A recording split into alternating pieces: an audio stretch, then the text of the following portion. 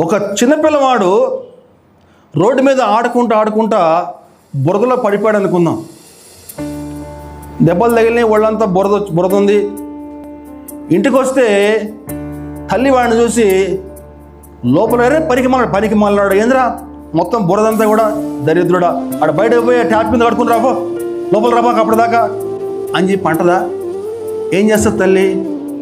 గబగబా లోపల తీసుకెళ్ళి ఆ రన్నింగ్ ట్యాప్ కింద మొత్తం వాడిని తల నుంచి కింద వరకు శుభ్రంగా కడిగేస్తుంది.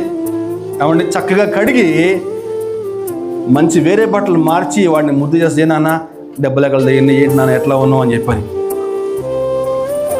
ఈరోజు మనం కూడా ఈ లోకం అనేటువంటి బురదలో మనం ప్రతిరోజు కూడా పొరలాడుతూనే ఉన్నాం. ఈ లోకం అనే బురదలో అనేక రకాల పాపాలు మనం అంటించుకుంటూనే ఉన్నాం. ఈరోజు ఆ బురదతో నువ్వు మందిరానికి వచ్చినప్పుడు, దేవుని సన్నిధికి వచ్చినప్పుడు నిన్ను చూసి ఆ దేవుడు అసహించుకోడు. ఆ తల్లి వల్ల నిన్ను చూసి అసహించుకోడు.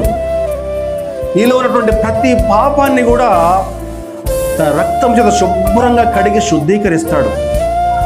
అయితే నువ్వు నేను చేయాల్సింది ఏంటని చెప్పానంటే, పశ్చాత్తాపంతో ఆయన పాదాల వద్దకు రావటమే.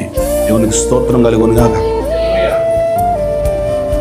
ఈరోజు చాలామంది అనుకుంటారు, తెలిసి తెలియక ఏదన్నా పాపం చేస్తే, లేనివాడికి ఏదైనా దానం చేస్తేనో, విధవరానికి ఏదైనా డబ్బు సాయం చేస్తేనో, లేకపోతే ఆకలితో ఉన్నవాడికి పట్టణం పెడితేనో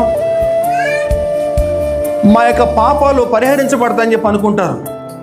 కానీ మనం చేసే మంచి పనుల వల్ల కానీ, మన సత్క్రియల వల్ల కానీ మన పాపాలు పరిహరించబడవు. కానీ యేసుక్రీస్తు రక్తం ఒకటి మాత్రమే మానవుల యొక్క పాపాలు క్షమించగలదండి.